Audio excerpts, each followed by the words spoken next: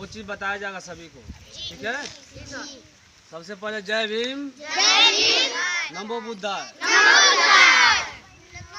आज 1 अप्रैल है, 1 अप्रैल 2021।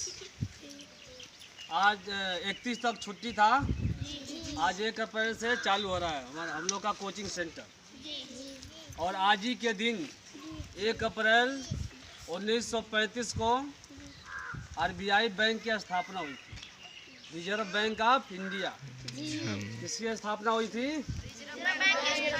Reserve bank of India.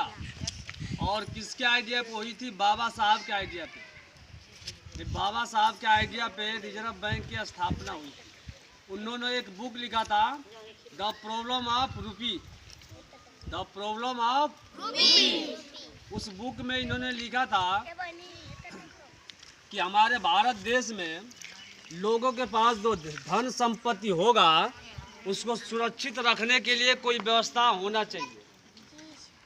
तो इनकी कमेटी 10 लोग कमेटी बनाए बाबा साहब, और धन को सुरक्षित रखने के लिए एक रिजर्व बैंक ऑफ इंडिया की स्थापना करवाया। 1934 में इसका गठन हुआ। 1934 में बैंक के लिए एक समिति बनाई गई, उसमें गठन हुआ। और उस गठन में सभी लोग की सहमति से 1 अप्रैल 1935 को रिजर्व बैंक ऑफ इंडिया का स्थापना हुआ। तभी से अब रिजर्व बैंक ऑफ इंडिया का जब से स्थापना हुआ, अब उसके बहुत सारे ब्रांच हो गए, जैसे state bank of India, bank of Allahabad, HDFC bank, ICICI bank, मतलब तमाम बैंक। RBI बैंक के क्या है? ब्रांच है। तो बैंक खोलने में किसका योगदान रहा? बाबा साहब का। यदि बाबा साहब ये विचार नहीं बनाए होते धन संपत्ति को सुरक्षित रखने के लिए, तो RBI बैंक की स्थापना नहीं होती।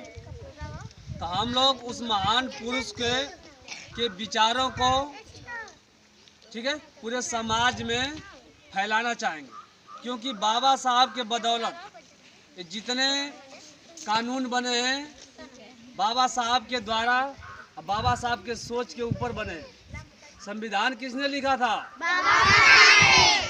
संविधान में सब कानून लिखा गया है। हमारे समाज में किस प्रकार से कोई व्यवस्था चालू होना चाहिए और किस प्रकार से हमारे समाज के लोग आपस में मिलजुल कर रहें। 3 सूत्र सबको पता होगा, शिक्षित बनो, संगठित रहो, संघर्ष करो। कौन बोला है? बाबा साहब ने। तो बाबा साहब ने इसीलिए बोला कि सबसे पहले शिक्षित बनना है। शिक्षित किसको बनना? पहले बच्चों को। बच्चों से स्टार्ट होता है, धीरे धीरे शिक्षा का होता है, चलता रहता है। ये शिक्षा की प्रक्रिया कभी रुकती नहीं है, ये शिक्षा की प्रक्रिया हमेशा चलती रहती है। किसकी देन है? बाबा साहब। तो बाबा साहब ने बहुत कार्य किए हैं। अब मैं कार्य गिनाने लगूंगा तो गिनना भी मुश्किल हो जाएगा, इतना कार्य करा है, ठीक है ना। तो बाबा साहब के विचारों को हम लोग को हर एक जन जन तक पहुंचाना है, और उनके विचारों को सब भारत में फैलाना है, और सभी लोगों को कहना है कि उनके विचारों को और उनके दी हुई सभी अधिकारों को सब लोग ग्रहण करें, समझें और समझाएं, और आपस में भाईचारा बनाए रखें। यहीं से मैं अपने वाणी को विराम देता हूं। फिर लास्ट में बोल रहा हूं कि रिजर्व बैंक ऑफ इंडिया की स्थापना किसने किया था? गुड। जय भीम।